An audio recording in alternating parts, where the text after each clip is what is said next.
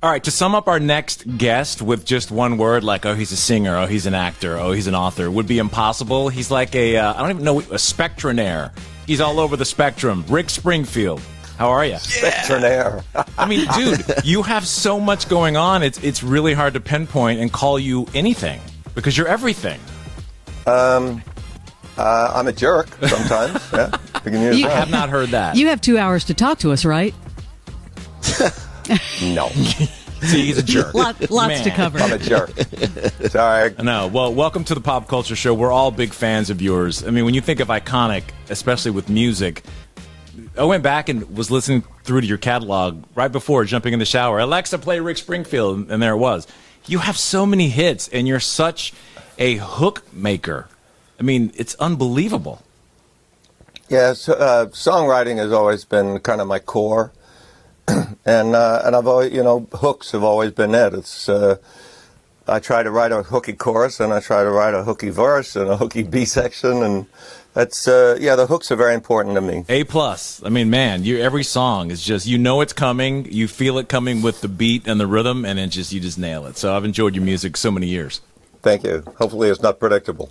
Rick, I met you in the height of everything, around Jessie's Girl. I was doing Top 40 radio at the time, and you played a concert. I took some winners backstage to meet you, and I didn't touch him. Promise, nothing happened. You were really sweet. Right.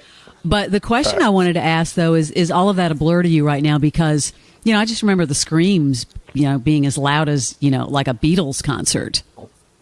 Yeah, it was pretty loud. I remember when we had Living in Oz album out, I started the show on an elevator, like it was a little round kind of platform, and it slowly lowered down to the ground. And when the light hit me, I wasn't ready for it.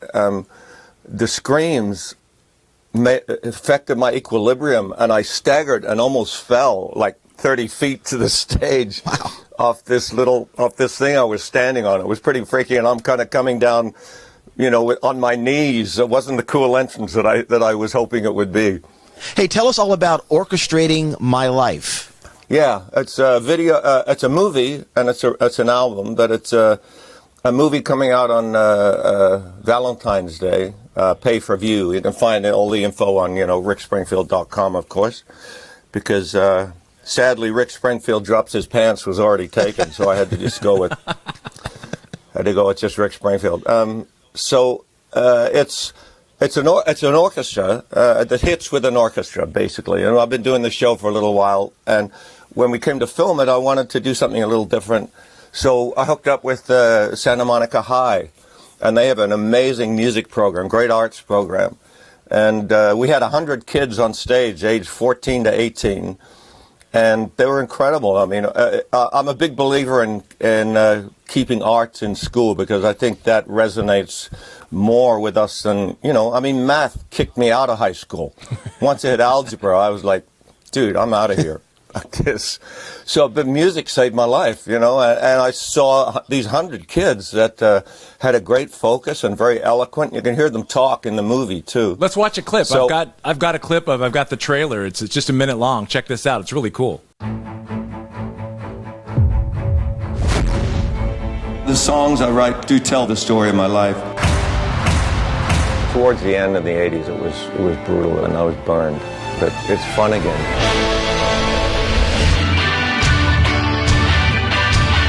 This is the most people I've ever been on stage with.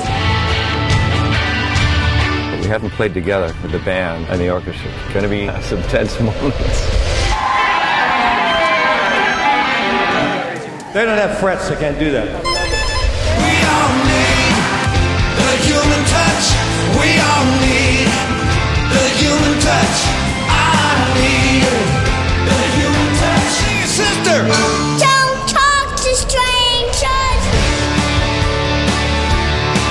One night. Santa Monica High School Symphony.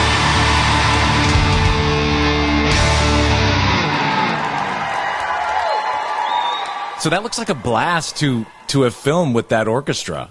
I mean, that just... Yeah, it could have been a train wreck, because we had one shot And I knew these kids were good, but it's a whole other thing to perform and be there when the cameras say rolling. So, but it was amazing that they performed beautifully, and they were great kids, and the show was a real highlight. How many of them were embarrassed because their moms had to come with them? They were probably like, "Mom's like, I'm going to this with you." I don't know. Actually, I didn't get to talk to a lot of them. It was pretty much, as soon as you get there, you got to rehearse, but they were all very cool. They had we took photos after with some of them, and just great kids, really. Does that get old? Does that get old with everywhere you go? Just women want a piece of you. Yeah, I'm really sick of it, dude. And by the way, it's unbelievable. Rick, what pills? I want to know what pills you take, because you look 35, and I want some pills that you take. You look exactly the same. Nothing's changed. Cubby, yes, needs it. Oh well, I have inner scars, and I have a painting in my attic too. The Dorian Gray thing.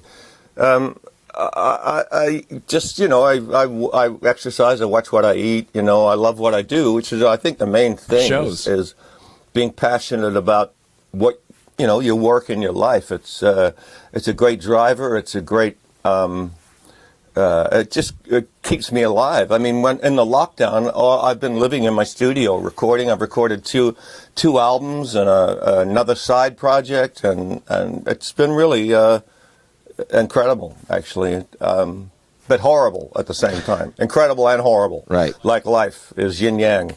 So it's been awful to be not be able to go out and, you meet your neighbors and you walk around them. So it's very anti-human to be this antisocial. Well, you've been able to explore all aspects of your career, as Barnes said in the beginning, from acting to songwriting, a musician. I wanted to ask about this really cool YouTube series that you did. I haven't seen every episode, but the one that you did with Vance DeGeneres, where you guys talk about, the art of songwriting, it's really like a behind-the-scenes peek at your life as a songwriter, and then you bring in special guests. Are you thinking about doing any more of those? It was really incredible watching some of those episodes. Yeah, it started out as a joke. I've known Vance for a long time, and he just suggested, why don't we try writing a song over the internet? So we just started out as kind of kidding around, and it actually came out to be a really good song. And then we started bringing people in and to comment and, keeping it light and making it fun. And then in the end, we did one of the first Zoom videos with all up, Ellen, his sister was in there, Paul Stanley, Sammy Hagar, Richard Marx, Claudio from Coheed and Cambria was in there. It was just everybody we knew was doing this video, and it came out really great. And it was actually was a number one on iTunes, and the rock first number one I've had in a few years. So it was, and all the money went to Feeding America. So, which is, it's not a lot. I mean, with streaming and everything, you kind of, is what it is. But it was a lot of fun to do. And then we did a second song as well, which came out really well. So we depending on how much longer this lockdown goes on, we may get together and, do a whole album. I don't know. So, Rick, my sister is a huge fan of yours, and her name is Jenny. She lives in Virginia Beach. And I texted her, and I said, I'm interviewing Rick Springfield. Do you have a good question for me? And she texted me the question, and I did a face palm. I did the whole, Uh-oh. Yeah. Because I know you've heard it a million times. But I'm sorry. Was there a Jessie's Girl? No, do you still want Jessie's Girl was the question. No, I've been happily married for 36 years, so if I still want a Jessie's Girl, that'd be pretty messed up. Okay, good. Yeah, I didn't get her. Doug Feiger was a friend of mine. He wrote My Sharona, and he actually hooked up with Sharona after the song came out, and was actually, their boyfriend and girlfriend for a while. Whoa. But I lost contact with them before, with Jessie. Well, his name was Gary. It didn't work in the song, so I changed it to Jessie. But I lost contact with him before I actually even recorded the song. Wow. So no one's ever come up to me and said, I was Jessie's girl, right? I'd recognize her if she did, but no one's ever done it, so... you've talked about this so much, and yet you still answer it with grace, and that's what just makes you so good at why you're such a great dude. Well, I mean, I'm a fan. I'm choking. No, I'm a fan of artists too, and one of the most unpleasant things is if you find out someone you have liked for a long time is a jerk. And I've never met everybody I've liked has turned out to be great human beings. But I have heard stories of people, meeting their idols, and they were just real jerks to them. And I don't see being anything else than courteous and respectful to someone that asks a question. Even if I've heard it 1,000 times, it's first time for them, right? First time for them. Yeah. That's really cool, though, because some people, you're right, some people do that, and that's the one lasting memory that these fans keep. Oh, he was such a dick because of whatever. Yeah, it's weird. I know, and it ruins everything for you. I met Paul McCartney a couple of times. He was like, my boy crush growing up, and all I wanted to be was Paul McCartney. And he was a fabulous guy. I've met a couple of people that I loved as a kid, and they were all really, really good people. So, the least I can do is be, that at least. So. Well, your original music, when you started hitting it, when you won the Grammy for Jessie's Girl in the 80s, you're not the first Aussie who has had crazy American success. He's about the same age as you, a past guest of ours. I want to see if you can guess who it is. He's had massive top 40 success with a duo. He's from Australia, and he was just as nice and just as funny as you are. We had him on about 6 months ago. Can you guess? You mean Air Supply? Yeah, Russell Hitchcock. Russell's a good guy. He's hysterical.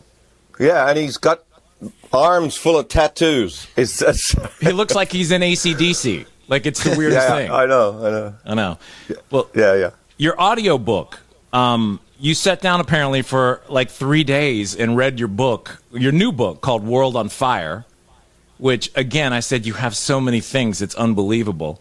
I have a clip. I have 2 clips, actually. These are quick clips, but I want to give people a feel because they know you maybe from just the radio or from videos or from MTV, but they might not know that you've got these books. So listen, here's a clip. This is when I first heard it, I was like, that's Rick? I was like, surprised.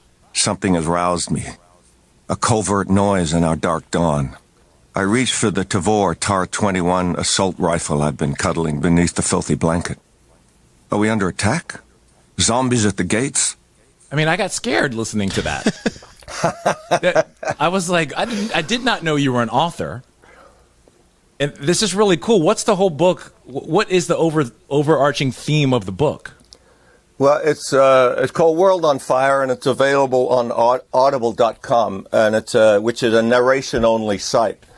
And the book, it's a continuation of my first novel, Magnificent Vibration, but it's a standalone book. You don't have to have read Magnificent Vibration, but it's basically it's dark humor, and it's about the end of the world with God, aliens, and an ex-nun. Wow. So it's kind of out there, but it's got some very serious moments, but it's narrated by the hero Bobby Cotton, who's kind of like a winning loser, so hopefully it has a heart, and it was a blast to read. It was really fun to write. It's about a pandemic, and I started it 6 years ago and finished it during the lockdown, which was really weird, a real pandemic. And that was pretty crazy. To your credit, I just listened to the sample, and I was so into it, I couldn't stop listening to it. The way you narrate is really catchy. And I thought it was interesting how you you could feel different parts of your career, like in the way you were telling the story. Here's another quick clip from World on Fire. And before I even realize it, in my panic and fear, squeeze off a shot. Tio, it's me! Shouts back a familiar female voice. But it's too late. I wish that I had Jessie's girl. I wish that I had Jessie's girl. Oh my God! I say as Alice, my beloved girlfriend, wifeish, walks out of the darkness. I almost shot you! See? I mean, that's really clever.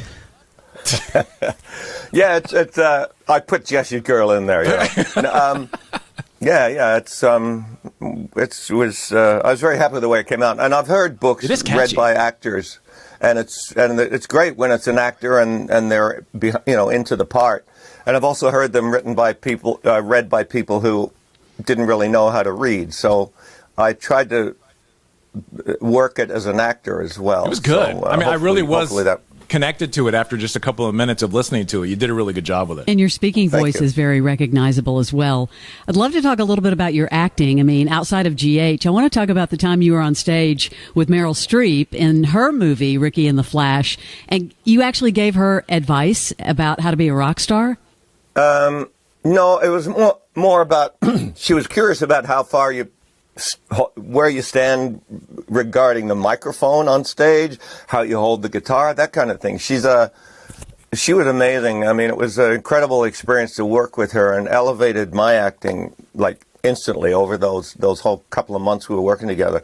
And she loves music. I mean, we had a real band, and she really played and really sang, and it was all rock and roll Hall of Fame players, and in between takes, we'd play, You Really Got Me, or Rocky Mountain Way, or, Oh Well, or whatever. And she'd just sit on the stage like this and go, play another one.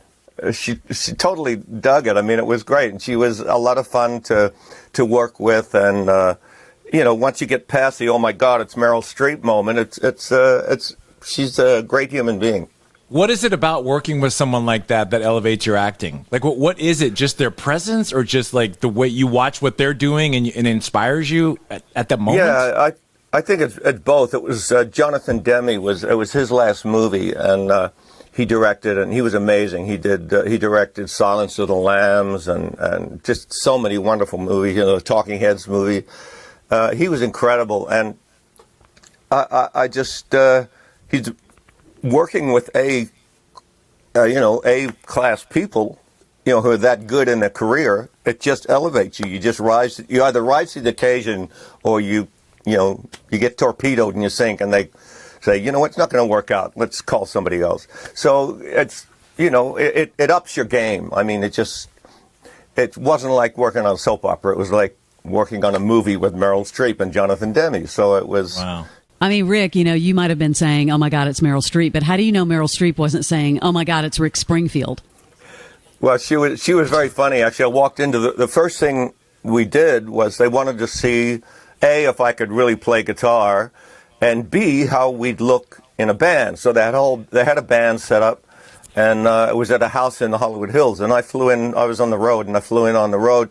From the road, walked into the room, and there was nervousness from everybody. It was a start. They wanted to get the movie going, and I was nervous to walk in someone else's turf.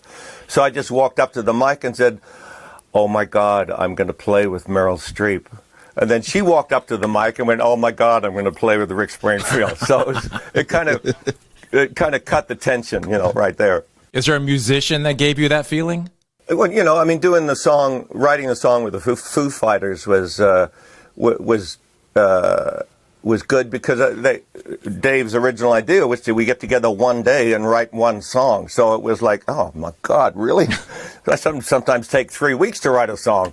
So that was a challenge, doing something like that and working with guys that are, they're a great band. And but I have a great band too. I mean, I'm used to working with great musicians, but it was a challenge, because there were parameters, and you had to step up and do something good, because Paul McCartney was going to be on the album too.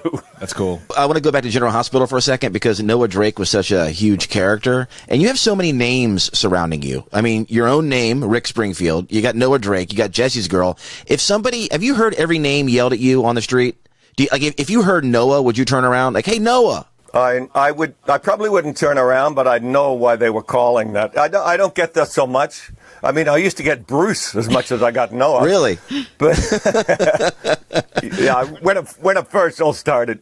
So funny. But it was now not so much. Noah's kind of been long gone, fading into the background. Yeah. Well, Leslie's a closet General Hospital watcher. Yeah, I watched. You used to talk about that for years. You know what's funny, Rick? It's a drug. You know what's funny, Rick, is that I know when I was in college, people would plan their classes around GH. So they That's right. wouldn't Yeah. miss GH. And it's funny how many of I those. know, that's pretty funny. Yeah, how many of the people that have been on that show for years. It's incredible. You know, you were talking about working during the pandemic. It seems like you were pretty busy last year and this year. Talk about the 40th anniversary, though, that's coming up. Did you work on that during the pandemic, the 40th anniversary of Working Class Dog? There's really not much to work on during the pandemic. That's more like a manager thing. They're organizing, getting that out Sure. there. I mean, I wrote the album, I guess, 40 years ago. So that was my input right there. Were you, before the pandemic, were you touring? Because I'd heard that you had Yeah. gotten back together with like your first band, and then of course COVID happened last March. Yeah, no, I have an amazing band, and we were out on the road a lot. And they're all, losing it, sitting at home going, oh my God, I want to go out and play. And every musician I know is got that.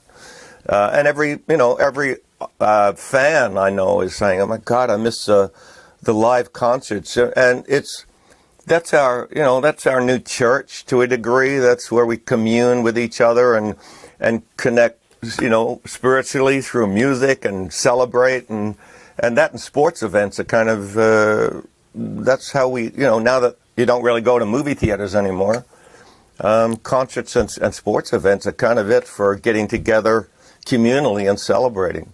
I was going back and binging Californication last week, and seeing you on that was really cool. I'd forgotten that you were on it. You could have played the lead in that very easily, I think. You could have been Duchovny's character. I was actually on, they were looking at me to take his place when he left the first thing, X-Files. That's what it was. I could totally see that, too. Yeah, but it was a great show. I mean, Californication was just So written good. so. It was one of the first really super edgy, Yes. shows, and they really pushed it. And when I first signed on, I read the first script and I went, I know what this show is about, so don't hold back. I'm ready to do whatever is appropriate for the show. So they wrote some pretty wild stuff after that. Such a good show. If you've not seen Californication, I don't know if Leslie or Cubby, you need to go back and watch it. And before, I know you have to go, but 80s on 8, aren't you doing something with Sirius XM? Oh, yes, I'm a DJ as well. Man, everything. I always wanted to be a DJ. I always wanted to be a DJ. When I was a kid, it was the first thing that I can ever remember going, yeah, that would be a cool gig. So it took me, 50 years, but I don't know how good I am, but I'm having fun. Fridays, 8 o'clock Eastern Time, and there's a theme every week. And I think coming up is my favorite theme so far. It's songs my wife likes that I think suck. That's an excellent That's idea, great. actually. Give us what's a song you mentioned? Give us one of them. Oh, my God, there's thousands of them. Putting on the Ritz by Taco. Oh, There you go. Okay. well, listen to it on Sirius 80s on 8 on Friday nights. Rick Springfield, been such a pleasure to have you. Thank you, guys. I appreciate it. It was been fun. Absolutely. We'll see you. Thank Bye-bye. you. And I've loved seeing your living rooms. Isn't it great? You can see where everybody lives. It's amazing. with I these know, it's things. scary. I know. Everyone always asks about, this is our sponsor. We have a liquor sponsor. And so they're like, do you really keep that much liquor within arm's reach? I'm like, a guy's got to do what a guy's got to do. Oh, I should have brought Beach Bar rum There in. you go. Exactly. It's just a set. It's just a set. Thank you, Rick Springfield. Thank Thank you, guys.